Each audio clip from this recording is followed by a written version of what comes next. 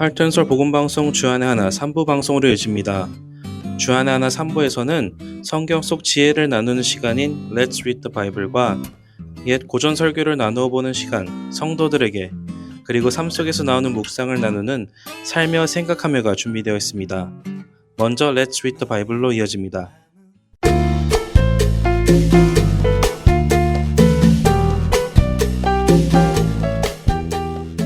애청자 여러분 안녕하세요. Let's Read the Bible 진행의 이세진입니다. 히브리서 1장과 2장을 읽다 보면 천사와 예수님을 비교하여 설명하는 구절이 많이 나옵니다.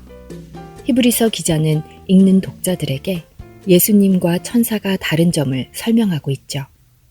사실 오늘을 사는 성도들의 입장에서는 이 히브리서 1장과 2장을 읽으면 당연한 이야기인데 왜 이렇게 자세히 설명을 하고 계실까 하는 궁금증이 들기도 합니다.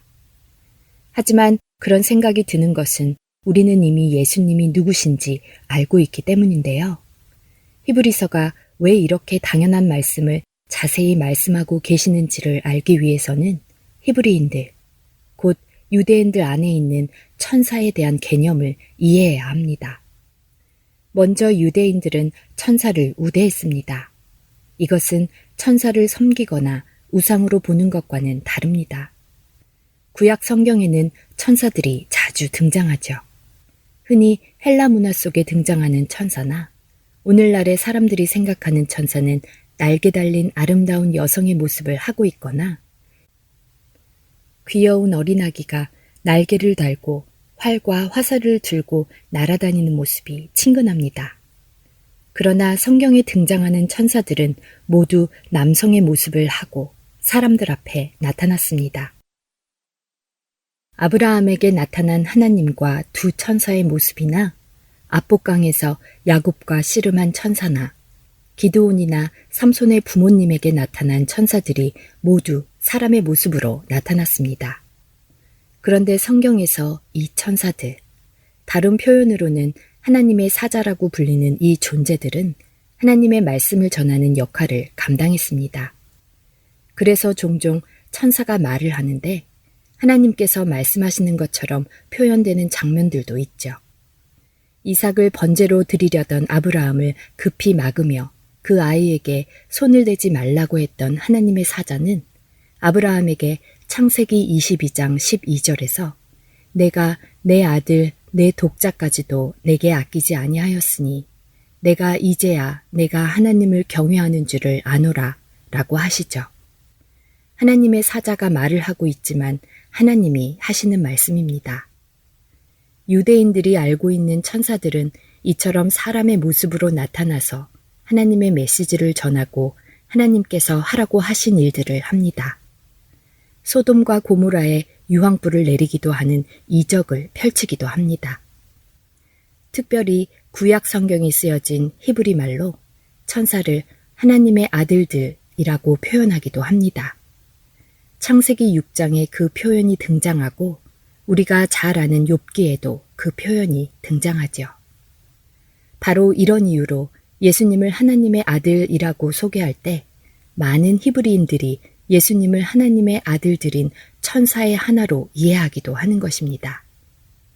천사가 하나님께 보냄을 받아 사람의 모습으로 와서는 하나님의 메시지를 전하고 기적도 행하고 사라진 일들이 구약 성경에 기록되어 있으니 예수님도 천사 중의 하나로 사람의 모습으로 이 땅에 오셔서는 하나님의 메시지를 전하시고 기적도 행하시고 다시 하늘로 돌아가신 것으로 이해하는 것이죠. 바로 그런 생각을 가지고 있는 히브리인들에게 히브리서의 기자는 예수님은 천사 중에 하나가 아닌 그 천사들과는 전혀 다른 분이심을 설명하기 위해 히브리서 1장과 2장에 그렇게 열심히 예수님과 천사의 다른 점을 설명하고 계시는 것입니다. 이 부분을 기억하시며 히브리서 1장을 읽어보시면 그동안 보이지 않았던 부분들이 이해가 되실 것입니다. Let's read the Bible, 히브리서 1장 1절에서 14절까지의 말씀을 읽겠습니다. 옛적의 선지자들을 통하여 여러 부분과 여러 모양으로 우리 조상들에게 말씀하신 하나님이 이 모든 날 마지막에는 아들을 통하여 우리에게 말씀하셨으니 이 아들을 만유의 상속자로 세우시고 또 그로 말미암아 모든 세계를 지으셨느니라. 이는 하나님의 영광의 광채시요 그 본체의 형상이시라. 그의 능력의 말씀으로 만물을 붙드시며 죄를 정결하게 하는 일을 하시고 높은 곳에 계신 지극히 크신 이의 우편에 앉으셨느니라.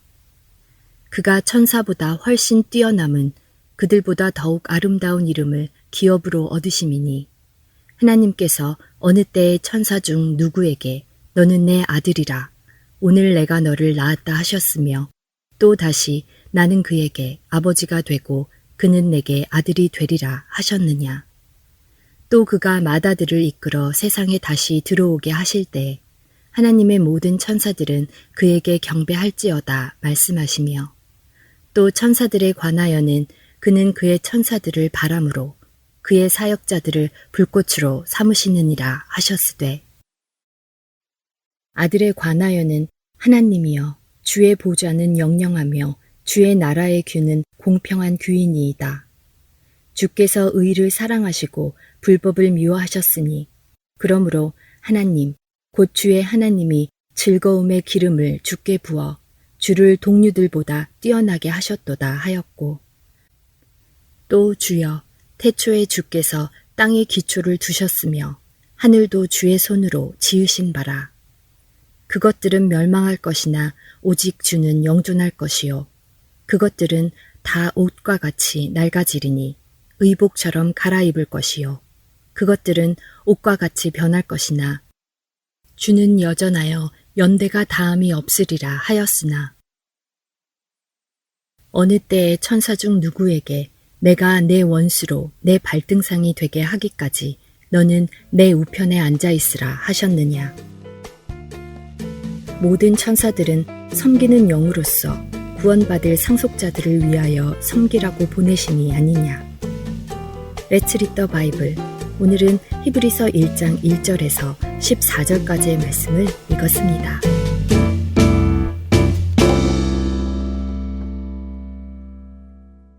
모든 이름 위에 뛰어난 이름 예수는 주 예수는 주 모든 무릎 꿇고 경배를 드리세 예수는 만유의 주님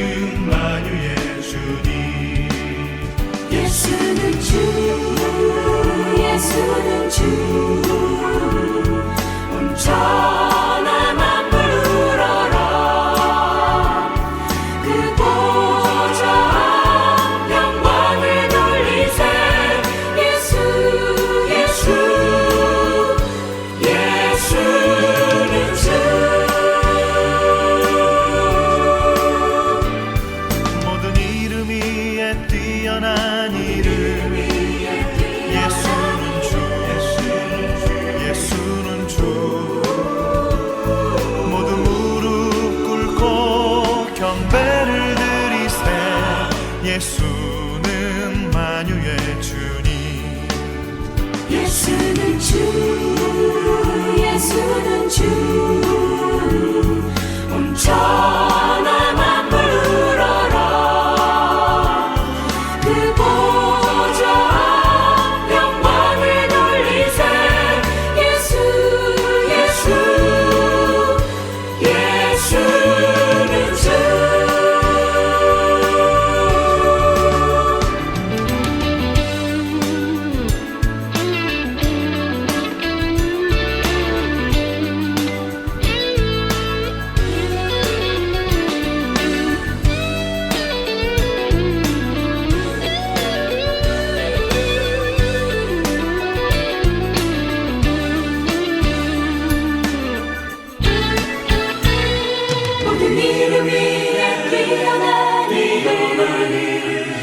예수는 주 예수는 주 예수는 주 예수는 주 모든 무릎 꿇고 경배를 드리세 예수는 만유의 주님 예수는 주 예수는 주 예수는 주 온 천하 만물 울어라 그 보좌 영광을 돌리세 예수 예수는 주 그 보좌 영광을 돌리세 예수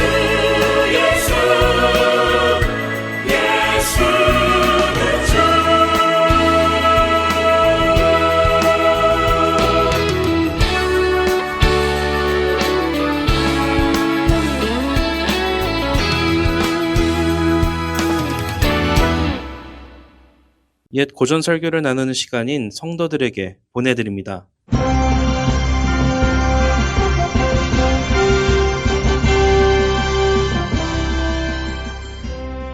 여러분 안녕하세요.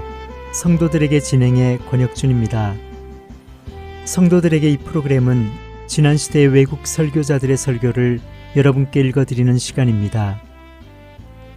오늘은 1616년에 태어나 1683년에 소천한 존 오웬의 죄 죽이기 중 일부를 읽어드립니다. 사단이 영혼을 불안하게 하고 약화시키려 할 때 정욕과 죄를 죽이기 위해, 즉 죄 죽이기를 위해 우리가 활용할 방식들이 있습니다. 이제 그것들을 주의 깊게 살펴보도록 하겠습니다. 이 일에는 전제되는 몇 가지 성경적인 보편적 원리들과 기초들이 있습니다. 물론 이 성경적인 원리들과 기초들이 없이도 인간 스스로 죄에 대한 자각, 즉 잘못을 뉘우치고 깨달음으로 자극을 받아 어떤 죄를 죽일 결심을 하고 노력하는 경우도 있습니다. 그러나 그것은 성경이 말씀하시는 죄 죽이기에 원하는 목표에는 결코 이룰 수 없습니다. 그 목적과 동기가 다르기 때문입니다. 죄 죽이기를 위해서 반드시 적용해야 하는 보편적인 원리들은 다음과 같습니다. 참 믿음의 사람만이 죄 죽이기를 할 수 있습니다. 먼저 사람이 성도가 되지 못하면, 다시 말해 사람이 그리스도께 진정으로 접붙임을 받지 아니하면 어느 누구라도 단 한 가지의 죄조차 죽일 수 없습니다. 죄 죽이기는 성도, 곧 거룩한 자들의 일입니다. 로마서 8장 13절에서는 너희가 영으로서 몸의 행실을 죽이면 이라고 말씀하십니다. 로마서 8장 1절에는 결코 정죄함을 받지 않는 자들은 믿는 자, 성도들 뿐이라고 하십니다. 오직 성도들에 대해서만 이런 권면이 주어지는 것입니다. 골로새서 3장 1절에서 5절을 보십시오. 그러므로 땅에 있는 지체를 죽이라. 누가 죄를 죽여야 한다는 말입니까? 그리스도와 함께 다시 살리심을 받은 사람이 그리해야 한다는 것입니다. 살리심을 받은 사람의 생명이 그리스도와 함께 하나님 안에 감추어 있다고 하십니다. 또 그러한 사람이 영광 중에 그리스도와 함께 나타날 것입니다. 거듭나지 아니한 사람이 그와 유사한 일을 해낼 수는 있습니다. 그러나 하나님 보시기에 인정받을 만큼의 수준으로 죄 죽이기를 해내는 것은 거듭나지 못한 이에게는 불가능한 것입니다. 옛 철학자들과 교황주의자들이 가진 방식의 허상에 대해서 나누어 보겠습니다. 여러분은 세네카나 툴리우스, 에픽테로스 같은 철학자들이 나름대로 죄 죽이기에 대해 얼마나 멋진 묘사를 했는지 잘 알고 있을 것입니다. 그들은 세상과 자신을 경멸하는 일에 관해 매우 열성적으로 강론했습니다. 그들은 모든 과격한 정서들과 정욕들을 통제하고 정복하는 일에 관해서 정말 열변을 토하였습니다. 그러나 그들이 삶을 통해서 아무리 최선을 다했다 하더라도 참된 의미의 죄 죽이기에는 미치지 못했습니다. 그 차이는 마치 이정표에 그려놓은 태양이 하늘에 떠오르는 태양에 미칠 수 없는 정도의 차이입니다. 그림 속의 태양은 빛도 없고 열기도 없습니다. 그리스도의 죽음이 없이는 그 어떤 죄의 죽음도 존재하지 않습니다. 여러분도 아시듯이 교황주의자들이 서약과 고행과 보상적 공로, 마치 자기 자신들의 공로가 있으면 그만큼 은혜가 더 많이 주어진다는 식의 천주교적 성화 방식을 통해서 죄 죽이기를 얼마나 많이 시도했는지요. 저는 감히 교황주의자들에 대해서 말합니다. 그들이 칭하는 교회 원리들에 준하여 그들이 행동한다는 전제를 두고 말한다면 저는 의의 문제에 대해 이스라엘이 행하고 있는 바를 두고 바울이 지적한 로마서 9장 31절과 32절에 바로 그 말을 하고 싶습니다. 의의 법을 따라간 이스라엘은 율법에 이르지 못하였으니 어찌 그러하냐. 이는 그들이 믿음을 의지하지 않고 행위를 의지함이라. 부딪힐 돌에 부딪혔느니라 라는 말씀입니다. 그들은 죄 죽이기를 추구했습니다. 그러나 그 일에 도달하지 못했습니다. 어째서 그러합니까? 그들은 믿음으로 죄 죽이기를 구하지 않고 율법의 행위로 그것을 구했기 때문입니다. 우리 가운데는 죄에 대한 자괴감을 느끼고 각성받은 양심에 순응하여 죄를 버리려고 시도하는 이들이 있습니다. 바로 그런 사람들의 상태와 조건이 이와 같습니다. 그들은 죄를 버리려고 애를 씁니다. 그러나 그 목적에 이르지 못합니다. 그러면 이제 성령님만이 하시는 일에 대해 말씀드리겠습니다. 율법이 전파되든지 복음이 전파되든지 그것들을 듣는 모든 사람마다 죄를 죽이라는 요구를 받습니다. 모든 사람마다 죄를 죽일 의무가 있습니다. 그러나 그것이 즉각적인 의무는 아닙니다. 죄를 죽이는 것은 하나님의 방식으로 행해져야 합니다. 이런 경우를 생각해 보지요. 여러분이 부리는 종을 불러 돈을 전하고 와라 하고 심부름을 시켰습니다. 그러나 먼저 알려준 다른 곳에 가서 돈을 취한 후에 지시한 곳에 가서 돈을 전하라고 했습니다. 따라서 그 종은 취하라고 미리 정해진 그 돈을 전달받아 지불하는 것이 마땅한 의무입니다. 그런데 만일 그가 취하라고 미리 정해진 돈이 아닌 다른 돈으로 지불했다면 당신은 그를 책망할 것입니다. 왜냐하면 돈을 지불하는 것이 그의 즉각적인 의무가 아니었기 때문입니다. 그는 먼저 다른 곳에서 돈을 취해야 했습니다. 당신의 지시대로 말입니다. 죄를 죽여야 하는 의무도 그러합니다. 죄는 마땅히 죽여야 합니다. 그러나 무엇보다 그 일을 행할 수 있는 능력을 갖추기 위해서 먼저 선행되어야 하는 것이 있습니다. 저는 오직 성령님만이 죄를 죽일 수 있음을 입증한 바 있습니다. 성령님은 그 일을 하시겠다고 약속하셨습니다. 성령님이 아니시면 다른 모든 수단들은 텅 비고 헛될 뿐입니다. 그러니 성령님을 모시지 않는 사람이 어떻게 죄를 죽일 수 있겠습니까? 성령님을 모시지 않고 한 가지 죄를 진정으로 죽이는 일은 마치 눈 없이 보려 하거나 혀 없이 말하려 하는 것보다 더 어려울 수 있습니다. 그리스도의 성령만이 죄를 진정으로 죽이는 일을 행하십니다.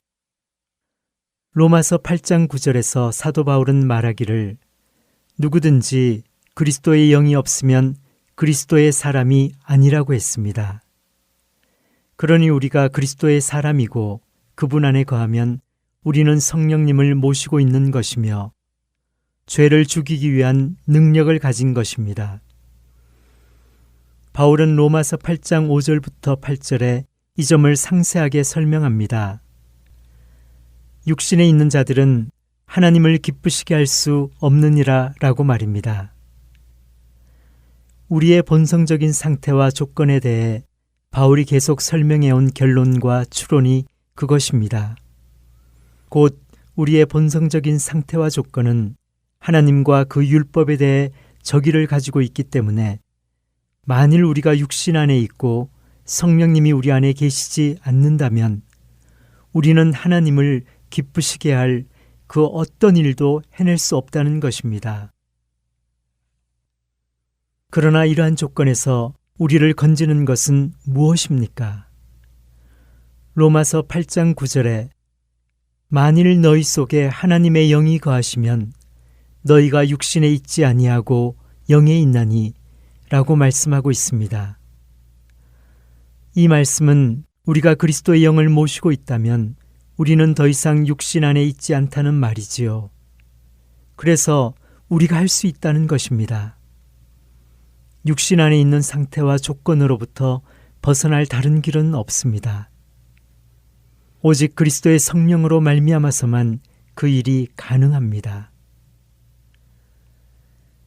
그리스도의 영이 여러분 속에 계시면 어떠하다는 말입니까?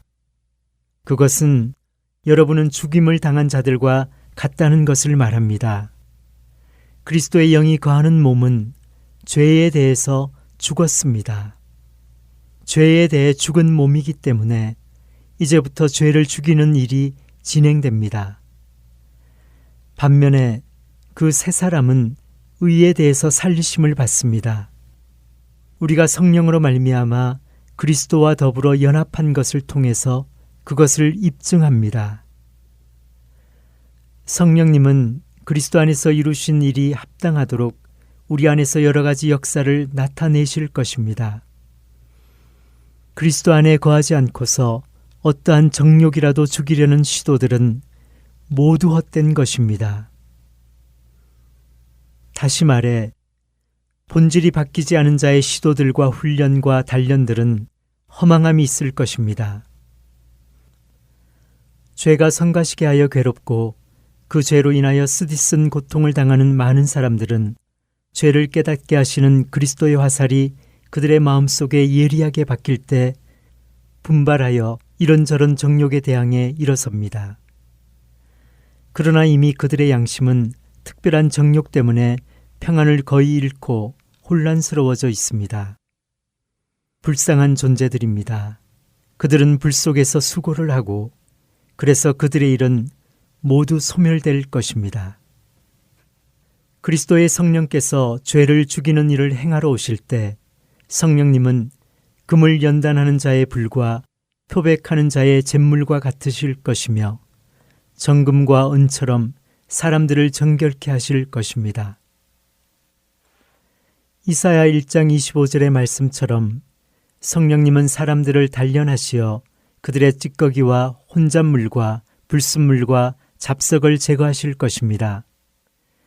그렇기 위해서는 사람들은 우선 그 본질에 있어서 금과 은이 되어 있어야 합니다. 그렇지 않으면 아무리 연단한다 할지라도 소용이 없습니다. 선지자 예레미야는 악인들이 죄를 죽이려고 아무리 최선을 다해도 그 결과가 얼마나 서글플지를 우리에게 말해주고 있습니다. 하나님께서 그들에게 주신 어떠한 수단과 방법을 사용하더라도 말입니다. 풀무불을 맹렬히 불면 그 불에 납이 살라져서 단련하는 자의 일이 헛되게 되느니라. 이와 같이 악한 자가 제거되지 아니하나니 사람들이 그들을 내버린 은이라 부르게 될 것은 여호와께서 그들을 버렸음이라. 예레미야 6장 29절과 30절의 말씀입니다. 그 이유는 무엇입니까? 그들이 풀무불에 들어갈 때 그들은 녹과 철이었기 때문입니다. 물론 사람들은 좋은 은이 되도록 하기 위해서 놋과 철을 충분히 오랫동안 단련할 수도 있습니다. 그러나 놋과 철을 단련해도 은을 얻기는 쉽지 않습니다. 재련을 통해 금과 은을 얻기 위해서는 금과 은을 품고 있는 광석을 재련해야 하는 것은 당연한 것입니다. 죄 죽이기를 실현하기 위해 먼저 우리는 성도가 되어야 하는 것입니다. 성도들에게 마치겠습니다.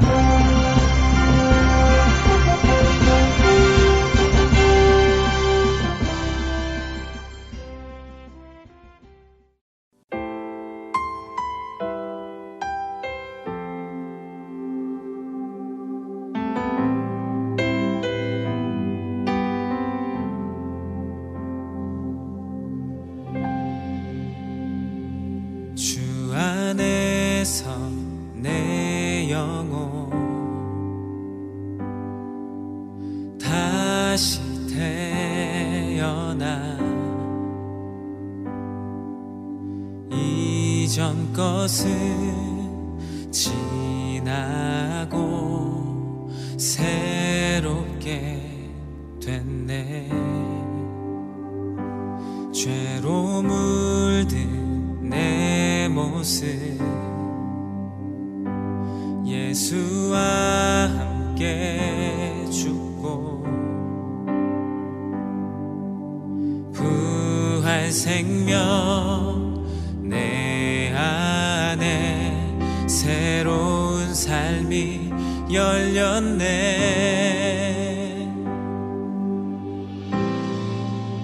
너희가 나를 택한 것이 아니요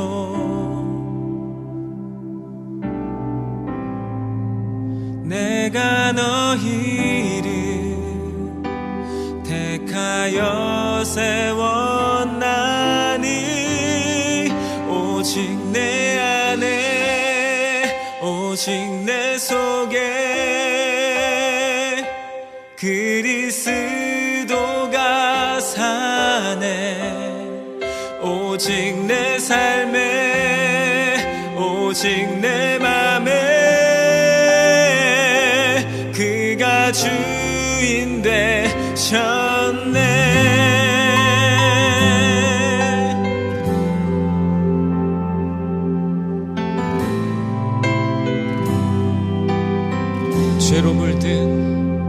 죄로 물든 내 모습 예수와 함께 죽고 부활 생명 내 안에 새로운 삶이 열렸네.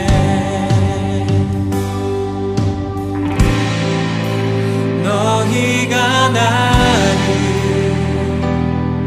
택한 것이 아니요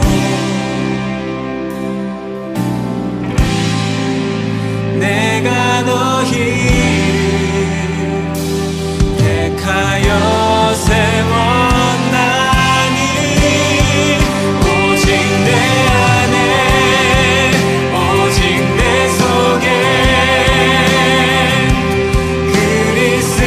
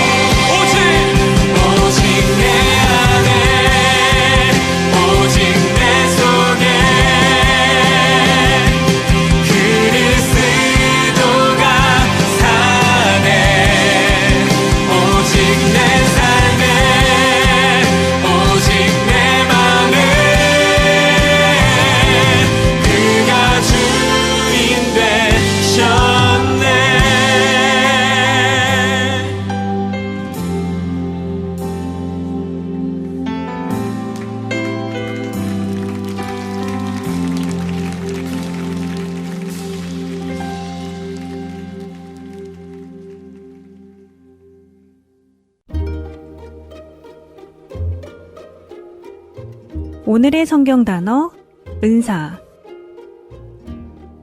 은사를 기독교 사전에서는 하나님께서 주신 재능이라고 표현합니다. 은사는 한자로 은의 은과 줄 사자가 합해진 말인데요. 은혜로 주다, 하나님께서 우리에게 은혜로 주시는 선물이라고 번역할 수 있지요. 영어로는 gift of grace, 헬라어로는 카리스마라고 합니다. 세상 사람들은 이 카리스마를 다른 사람을 매료시키고 영향을 끼치는 능력으로 사용하고 있지만 이 말의 원래 의미는 카리스라는 어근에서 나온 말입니다. 카리스는 grace, 은혜로 번역이 되고요. 그래서 카리스마의 원어적인 의미는 은혜의 선물, 값없이 주는 선물이라는 의미를 가지고 있지요. 선물은 내가 노력한다고 얻어지는 것이 아니라 누군가 내게 거저주는 것인데요. 하나님께서 우리 그리스도인들에게 주시는 선물이 바로 은사인 것이지요. 고린도전서 12장 4절은 은사는 여러 가지나 성령은 같고 라고 말씀하십니다. 하나님이 주시는 은사는 한 가지가 아니라는 말씀이지요. 그렇다면 성경에서 말씀하고 있는 은사에는 어떤 것들이 있을까요? 고린도전서 12장 8절에서 11절까지를 읽어드리겠습니다. 어떤 사람에게는 성령으로 말미암아 지혜의 말씀을, 어떤 사람에게는 같은 성령을 따라 지식의 말씀을, 다른 사람에게는 같은 성령으로 믿음을, 어떤 사람에게는 한 성령으로 병 고치는 은사를, 어떤 사람에게는 능력 행함을, 어떤 사람에게는 예언함을, 어떤 사람에게는 영들 분별함을, 다른 사람에게는 각종 방언 말함을, 어떤 사람에게는 방언들 통역함을 주시나니 이 모든 일은 같은 한 성령이 행하사 그의 뜻대로 각 사람에게 나누어 주시는 것이니라.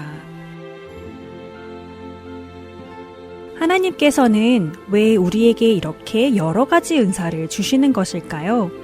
그 답은 고린도전서 12장 4절부터 7절에 있습니다. 은사는 여러 가지나 성령은 같고 직분은 여러 가지나 주는 같으며 또 사역은 여러 가지나 모든 것을 모든 사람 가운데서 이루시는 하나님은 같으니 각 사람에게 성령을 나타내심은 유익하게 하려 하심이라고 말씀하십니다. 물론 이 유익함은 나 개인의 유익을 위함이 아닌 성도들의 공동체인 교회의 유익을 뜻하는 것입니다. 성도가 받은 은사가 성령님 안에서 한 마음으로 사용될 때 성도들은 서로를 세워주고 교회를 세우는 일을 해나가게 됩니다. 그러니 그리스도를 머리로 한 몸의 각 지체인 우리가 각각 받은 은사대로 주님의 유익을 위해 잘 사용되어져야 하겠지요. 다음 한 주간도 성령 안에서 각 지체를 돌아보며 각기 받은 은사대로 교회와 성도들을 잘 섬기시는 한 주 되시기 바랍니다. 오늘의 성경 단어 여기에서 마칩니다.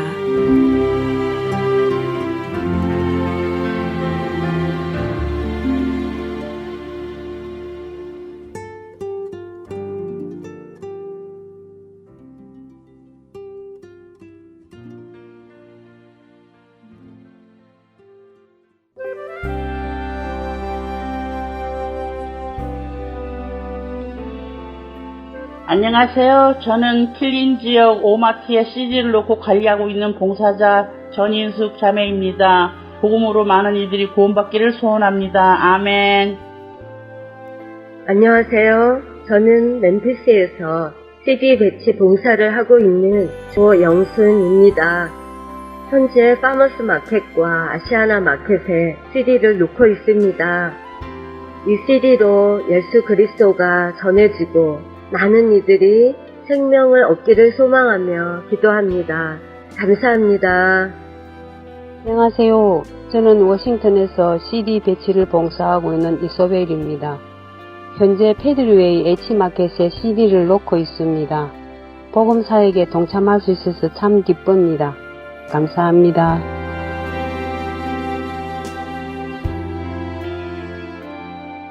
그런즉 그들이 믿지 아니하는 이를 어찌 부르리요? 듣지도 못한 이를 어찌 믿으리요? 전파하는 자가 없이 어찌 들으리요? 보내심을 받지 아니하였으면 어찌 전파하리요? 기록된 바 아름답도다. 좋은 소식을 전하는 자들의 발이여. 생명을 전하는 이 아름다운 사역에 동참하실 분은 전화번호 602-866-8999로 연락 주시기 바랍니다.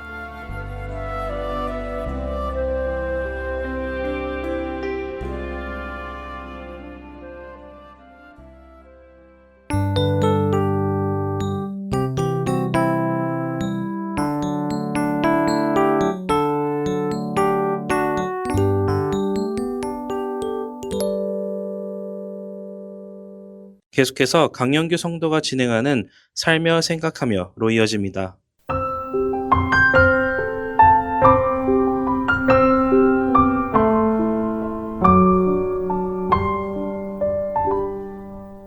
예전에 핸드 찬양 집회로 타주에 다녀왔던 날이었습니다. 집회를 은혜 안에 마치고 LA의 새벽에 도착을 했죠. 출발하기 전에 LA 공항 근처 주차장에 주차를 했는데 주차장 측에서는 발레 파킹을 해주었습니다. 차를 찾으러 키를 받고 알려준 자리에 가보니 제 차를 파킹 건물 6층에 세워두었습니다. 6층에 세워둔 것은 문제가 없는데 문제는 발레 파킹한 사람이 불을 켜놓고 주차를 하여 차가 방전이 되어 있었습니다. 사무실에 가서 항의를 하니 영어를 못하는 아주머니 한 분이 계속 No English만을 연발하였습니다. 배로 들어온 물건을 내려 필요한 곳으로 보내는 선적 회사에 다니던 저는 하나님의 일을 한다면서 직장 일을 등한시한다는 말을 듣지 않기 위해 그리고 특별히 그날 아침에는 중요한 선적 스케줄도 있었기에 피곤한 중에도 새벽에 공항에 도착하는 스케줄을 잡아서 왔는데 출근 시간이 늦어지기 시작했습니다. 차를 점프해 줄 어떤 차도 없고 파킹 사무실에도 도와줄 사람이 없었지요. 급한 마음에 차의 기어를 풀고 위험을 무릅쓰고 차를 밀어서 6층에서부터 굴러 내려왔습니다. 한 손으로는 차 운전대를, 온몸으로는 차를 지지하며 홀로 6층 건물에서 내려오자니 온몸이 땀으로 범벅이 되었습니다. 그렇게 간신히 밖으로 나오자 마침 들어온 셔틀버스 운전사가 점프를 해주어 출근을 하게 되었습니다. 부랴부랴 회사에 도착을 해보니 새로 일을 시작한 직원이 아침에 내보내야 했던 그 중요한 물건을 보내지 못한 것을 알게 되었습니다. 트럭 운전사와 무슨 문제가 생겼었는지 물건을 싣고 동부로 가기로 했던 그 운전사가 화를 내며 그냥 갔다는 것이었습니다. 저에게 물건을 보내달라 일을 맡기신 손님인 선주는 단골 손님이신데 자동차 부품을 납품하는 분이셨습니다. 부품이 늦게 도착하면 자동차 공장이 자동차를 만들 수가 없게 되고 그렇게 되면 부품 납품을 뺏기는 것은 물론 자동차 공장 가동이 멈춤으로 생기는 손해배상까지 하셔야 하는 형편이었기에 이런 실수는 정말 큰 실수입니다. 은혜롭게 찬양 집회를 마치고 왔는데도 마음속에서는 짜증과 불평이 먼저 일어났습니다. 새벽부터 차 배터리 방전에 차를 밀고 당겨 1층까지 내려오고 특히 이 선적건 때문에 꼭 일찍 오려고 했는데 오지도 못했고 막상 와보니 직원이 일을 제대로 못해 골치 아픈 상황이 된 것에 하나님께 따지는 마음이 들었습니다. 그런데 마침 선주가 다시 보냈다는 트럭이 들어왔습니다. 저희는 시간을 맞추어 동부에 보내기 위해 부랴부랴 물건을 실어 주말 전까지는 도착할 수 있게 되었다며 안도의 숨을 내쉬었습니다. 그런데 그 트럭이 떠난 후 또 다른 트럭이 나타났습니다. 그리고 그 물건을 실으러 왔다고 했지요. 그제서야 무엇인가 문제가 있구나라는 생각이 들었습니다. 먼저 실어간 회사로 연락을 해는 그런 차를 보낸 적이 없다고 하니 기가 막힐 노릇이었습니다. 들어오는 모든 차량의 등록번호도 일일이 사진을 찍어 두는데 찾아보니 흐릿하게 찍혀 알아볼 수가 없었습니다. 주변에 CCTV가 있는 회사들을 다 찾아다니며 혹시 그 차가 지나가는 것을 찍은 것이 있는지 알아보려 다니기 시작했습니다. 하지만 가는 곳마다 하필 그 차량에 번호판이 있는 부분만 나오지 않았고 그나마 디지털로 되어 주민이 가능한 곳에서는 흔쾌히 도와주겠다고 했습니다만 매니저가 휴가 중이니 며칠 후에 다시 오라고 하였습니다. 교회 집사님 중에 셰리프이신 분에게 도움을 요청하니 요즘 가짜 송장을 만들어 가지고 와서 훔쳐가는 일이 많아 담당 태스크포스까지 생겼다는 말까지 들었습니다. 정말 매일 밥도 제대로 먹지 못하고 잠도 제대로 자지 못하며 할 수 있는 일들을 해가며 기도했습니다. 그렇게 일주일이 지나며 20파운드나 빠질 정도로 몸과 마음이 걱정으로 연약해져 갔습니다. 그 즈음 매니저가 휴가를 마치고 돌아올 때 찾아오라던 디지털 CCTV를 가진 회사에서 매니저가 왔다고 연락이 왔습니다. 급한 마음으로 막 나가던 차에 회사 뒤 공터에 불이 났습니다. 불의 규모가 커서 소방차들이 오고 밖으로 나갈 수도 없게 되었습니다. 더 나아가 불길에 전기선이 녹아버려 온 동네가 전기가 나가버렸습니다. 소방대원들이 그 불을 끈 후에야 저는 그 회사로 갈 수 있었습니다. 감사하게도 매니저가 기다리고 있었다며 CCTV 방으로 안내해 주었는데 CCTV를 보여주려던 매니저는 라고 하더니 조금 전에 정전으로 시스템이 초기화되었다는 것이었습니다. 이렇게 저렇게 만져보더니 사건이 일어난 다음 날까지는 복구가 되었는데 사건 날의 영상은 날아간 것 같다며 미안해하였습니다. 어쩌면 이렇게도 하는 일마다 막히는지 이해가 되지 않았습니다. 물건을 맡긴 선주는 물건을 도둑 맞은 것이 분명하다며 보험으로 커버를 해달라고 하셨습니다. 그래서 보험사에 모든 상황을 알려주고 선주는 그나마 따로 가지고 계시던 파트들을 비행기로 급히 자동차 회사로 보내셔서 며칠의 시간을 벌어주셨습니다. 그러나 그 시간은 불과 3일 뿐이었습니다.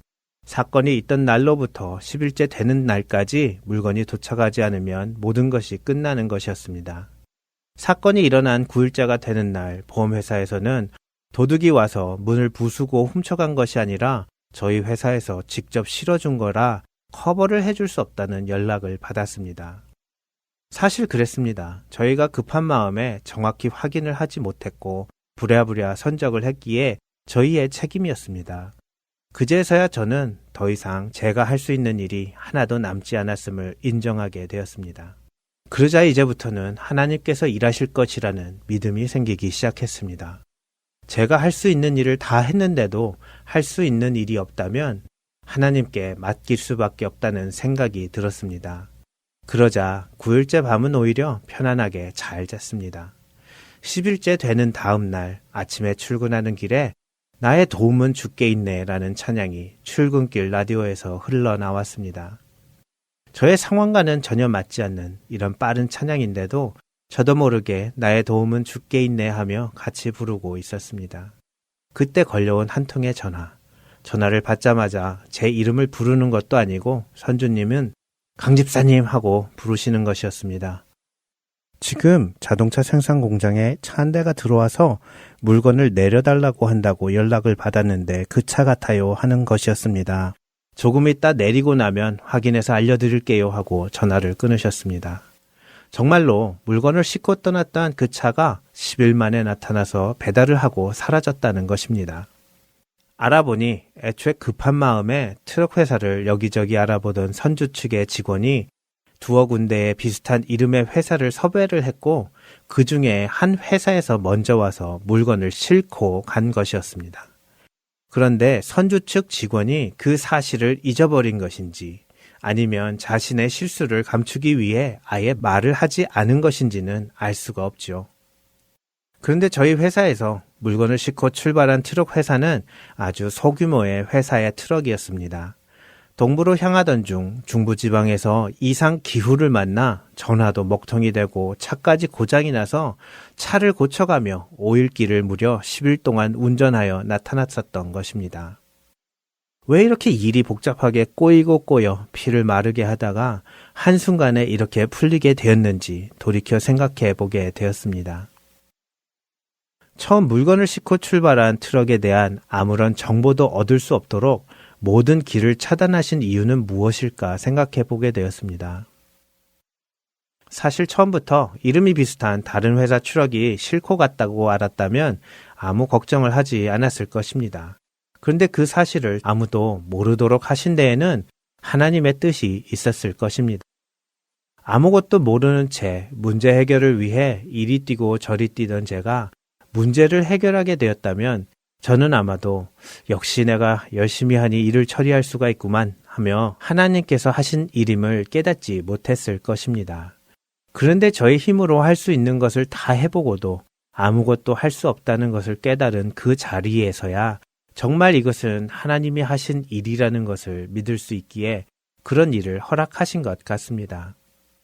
감사한 것은 그런 일들을 몇 번 경험해 보니 이제는 하나님께서 일하지 않으실까봐 의심하며 뛰는 것이 아니라 믿음의 시작은 저의 능력의 끝에 있습니다 라고 고백하며 하나님을 더욱 신뢰하게 되었다는 것입니다.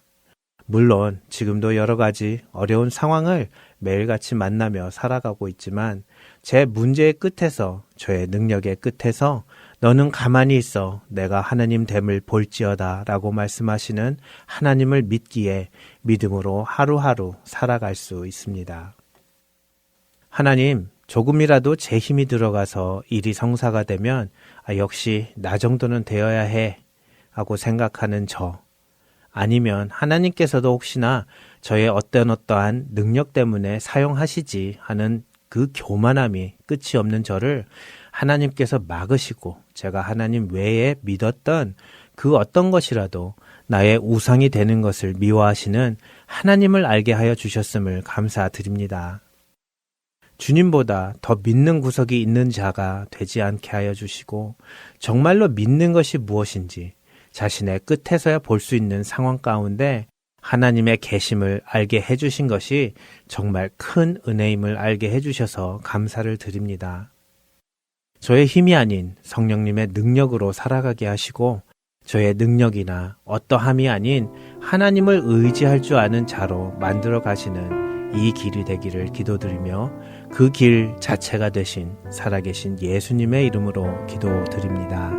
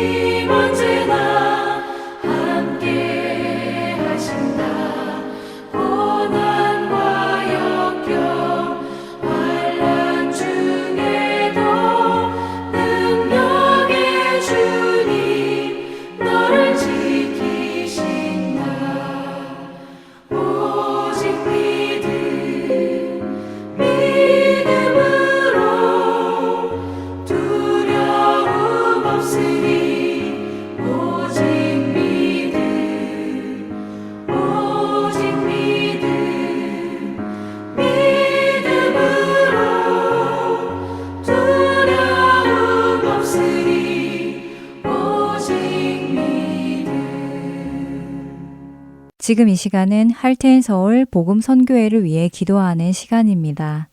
연주곡이 흐르는 동안 다음 기도 제목으로 기도해 주시기를 부탁드립니다. 9월이 시작되었습니다. 할테인서울 복음방송에도 올 하반기에 많은 계획이 있습니다. 이 모든 일정 속에서 하나님보다 앞서지 않고 오직 우리 앞에 가신 예수님을 따라 우리에게 주어진 길을 가는 할테인서울 복음선교회가 되기를 원합니다. 오늘 이 시간 복음선교회의 리더들을 위해 기도 부탁드립니다.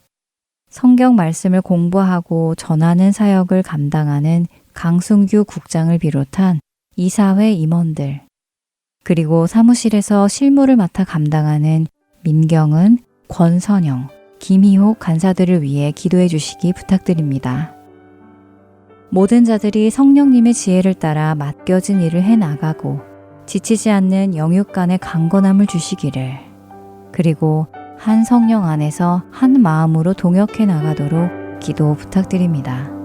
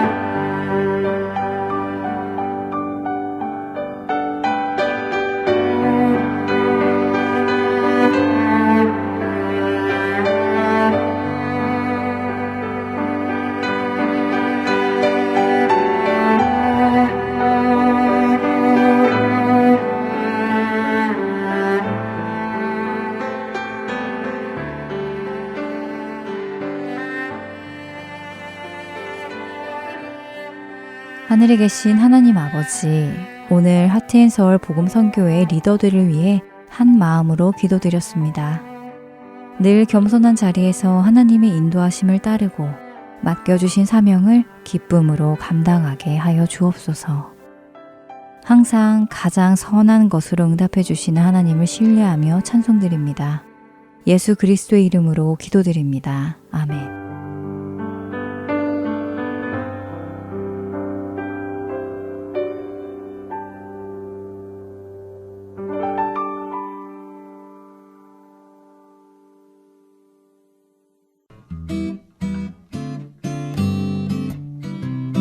지금까지 주안의 하나 3부 함께 해주셔서 감사드립니다. 계속해서 주안의 하나 4부로 이어집니다. 감사합니다.